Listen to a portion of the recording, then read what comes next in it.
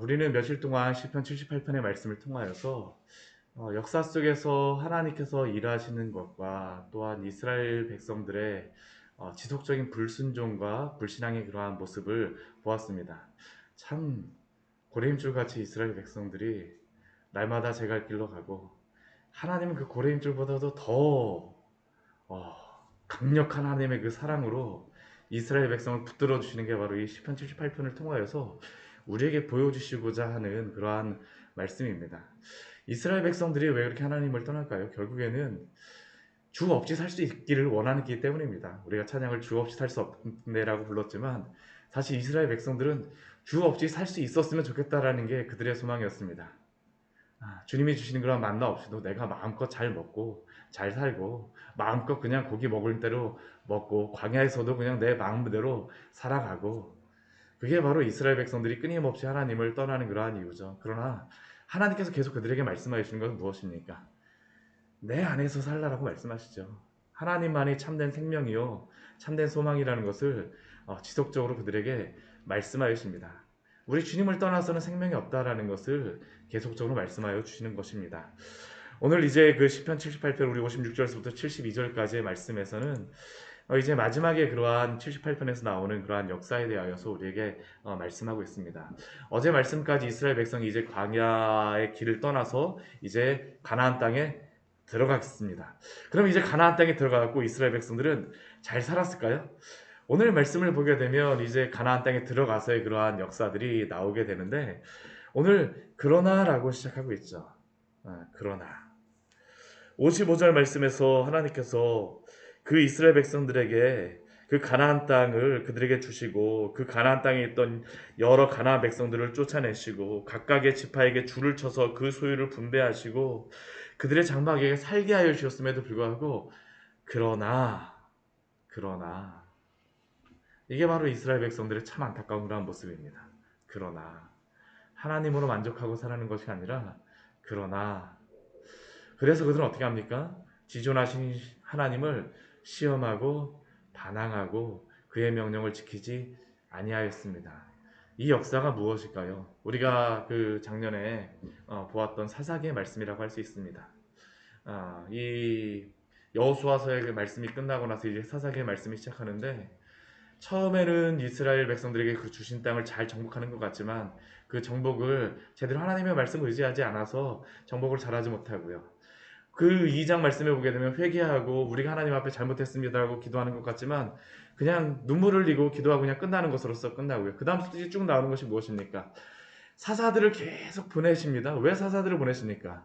이스라엘 백성들이 하나님이 그들에게 그 땅을 주셨음에도 불구하고 그러나 그들이 하나님을 불순종하고 시험하고 반항하였기 때문에 하나님이 사사들을 보내시는 것이죠. 그 사사들을 보내실 때 그들의 그러한 여러 모습들이 무엇입니까? 우리 시편 57편 아니 78편 우리 57절 말씀을 보게 되면 그 조상들 같이 배반하고 거짓을 행하여 속이는 알 같이 빗나갔다라고 말씀합니다. 속이는 알 같이 빗나가서, 참 이게 예전에 그 에버랜드 가갖고 애들이랑 같이 이렇게 총 쏴갖고 뭐 인형 쏘는 거에 갖고 몇 번 이게 한번 이게 쏴봤었는데, 아이들한테 한번 맞춰가 군대 갔다 왔으니까 아빠가 한번 맞춰보겠다 그래갖고 처음에 주다가 제가 해봤는데도 안 맞더라고요. 이게 막 도망가는데 그 화가 나는 겁니다. 아이들한테 이거 한번 해갖고 맞춰주고 싶은데 하나 인형 하나 쓰러뜨려주고 싶은데 이게 안 됩니다. 이스라엘 백성들의 모습이 이거였습니다. 속이는 활같이 관역이 분명히 있는데 관역을 빗나갑니다. 이게 이스라엘의 그 히브리어에 보면 죄라고 하는 그러한 단어 중에 하나의 여러 가지 죄의 의미가 있는데 한 단어의 그러한 의미가 무엇이냐면 관역을 빗나갔다라는 겁니다.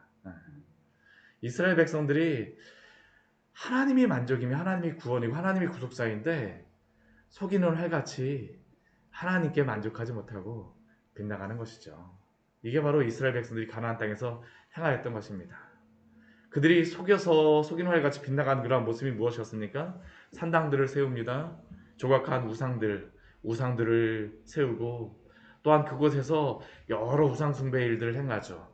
우리가 사사기의 말씀을 보게 되면 가장 마지막에 그 여러 사사들의 그러한 이야기 다음에 가장 뒤에 두 가지의 사건이 나오지 않습니까? 미가의 산당의 그러한 사건과 또 하나는 이제 그 베냐민 지파 그가 전쟁하는 그 지파 전쟁이 나오죠. 사실 그 두 가지는 하나님을 떠나는 종교적인 그러한 타락과 마지막엔 도덕적인 타락이 나오는 것입니다.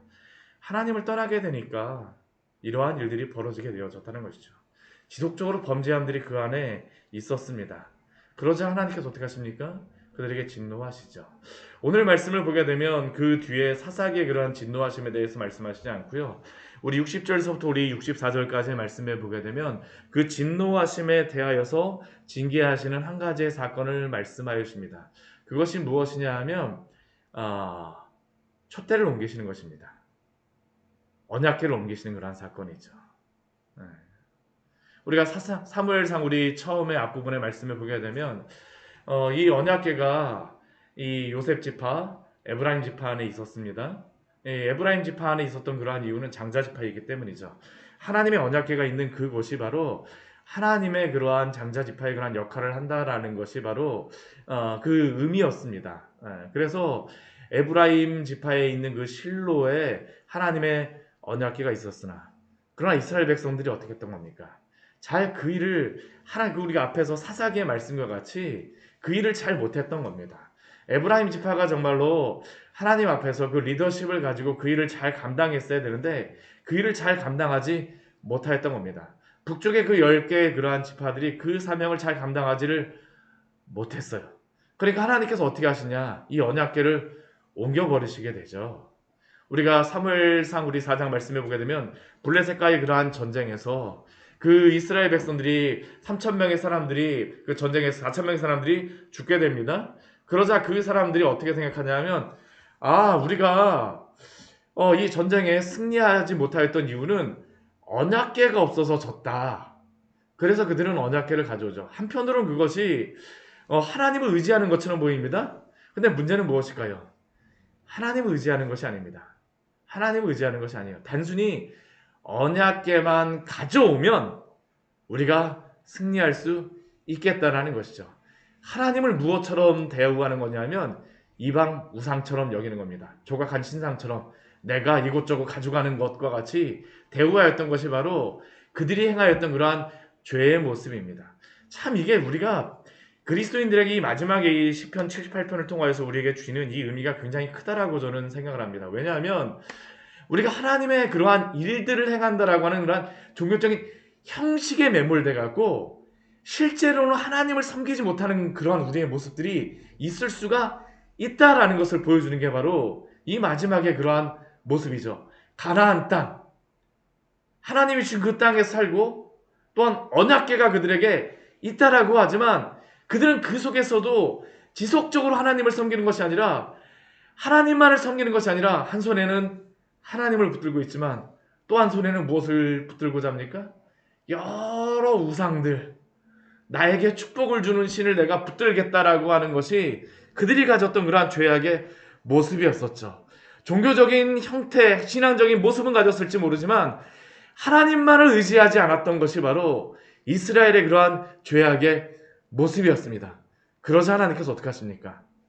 그 실로에 있던 그런 하나님의 언약궤를 옮겨버리십니다. 차라리 실로에서 블레셋으로 빼앗기게 만들어버리시죠. 그 전쟁에서 3만 명의 사람들이 죽임을 당합니다. 블레셋에게 넘어가죠. 그러나 하나님의 능력이 없어서 그 언약궤가 빼앗겼던 것이 아닙니다. 하나님은 분명히 능력이 있으시고 하나님은 그 전쟁에서 분명히 승리하실 수 있었습니다. 그러나 이스라엘 백성의 그 불신앙에 대하여서 하나님이 징계하시는 그러한 내용이었었죠. 그래서 그 하나님의 영광, 그 언약궤가 대적의 손에 붙여지게 되어지고 그 백성들이 칼에 넘겨지게 되고 청년은 불에 살라지고 제사장들은 칼에 엎드려지고 우리 사무엘상 우리 4장 말씀에 보게 되면 엘리 제사장을 포함하여서 그의 아들이었던 홈니와 비느하스까지 다 죽임을 당하게 됩니다. 그리고 이 엘리 제사장의 그 며느리조차도 죽임을 당하는 일이 바로 거기서 발생을 하게 되죠. 하나님을 우상신처럼 섬겼기 때문입니다. 하나님을 하나님처럼 대접하지 못하였기 때문이죠. 우리의 신앙의 모습에 대해서 점검할 것을 이것은 분명히 말씀하시는 것입니다. 하나님이 결코 우리의 그러한 외식적인 그러한 것을 하나님이 얼마나 미워하십니까? 우리가 지속적으로 신약의 그런 말씀, 예수님께서 오셨을 때에도 외식에 대해서 말씀하셨던 것이 바로 그것 아닙니까? 이스라엘 백성들이 율법도 가지고 있고 종교적인 그러한 모습도 가지고 있고 성전도 있습니다. 그러나 그들의 모습은 무엇이었습니까? 외식하는 것이었었죠. 하나님은 하나님답게 대접하지 못합니다. 이게 이스라엘의 지속적인 죄였었죠. 가나안 땅, 하나님이 주신 땅에서 행하였던 죄가 바로 그들의 모습입니다.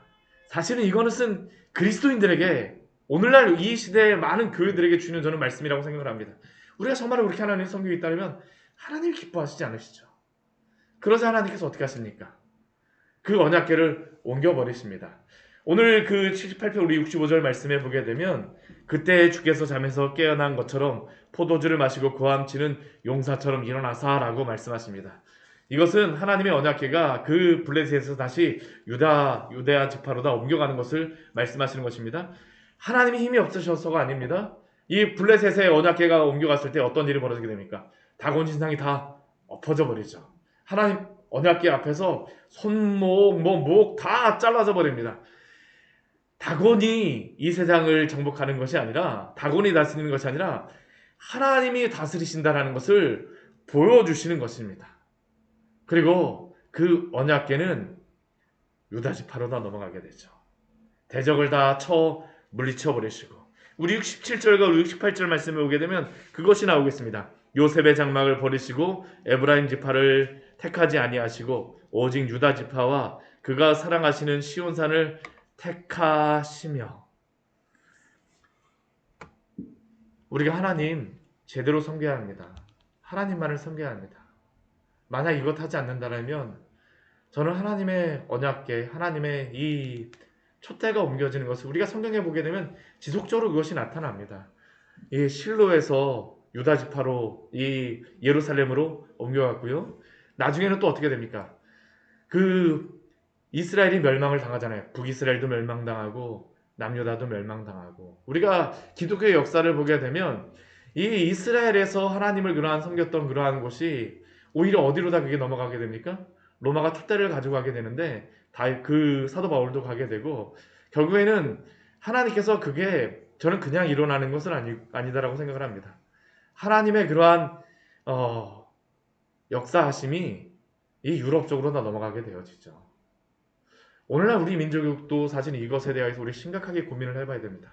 정말 하나님만을 섬기지 않는다면, 하나님이 오늘 우리가 이러한 것에서 만족한다면, 오늘 한국교회의 이러한 무너지는 모습들을 본다면, 오늘 우리가 우리의 가슴을 치면서 하나님 앞에 기도해야 될 때인 줄 믿습니다. 오늘도 우리에게 말씀하여 주시는 것이죠. 말씀하여 주시는 것입니다. 하나님이 정말로 주시고자 하는 것은 무엇일까요? 오늘 이 뒤에 말씀해 보게 되면 하나님이 다윗을 택하신다라고 말씀하십니다. 그리고 그 시온산을 택하시고 그 성소의 산을 높인 같이 영원히 두신 땅을 지으셨도다라고 말씀하시고 다윗을 통하여서 이스라엘 백성을 지도하셨다라고 말씀하십니다.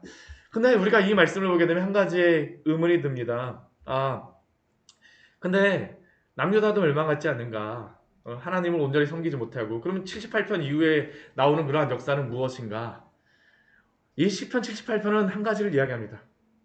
주 없이 살 수 없습니다. 주님만이 복인 줄 믿습니다. 주님 붙들지 않게 되면 안 된다라는 것을 말씀해 주죠. 이스라엘 백성들은 지속적으로 유혹받았던 것이 무엇입니까? 하나님 외에 다른 것을 붙들게 되면 복이라고 생각을 합니다. 그러나 하나님이 계신 곳이, 하나님의 임재가 바로 이스라엘 백성에게 축복인 줄 믿습니다.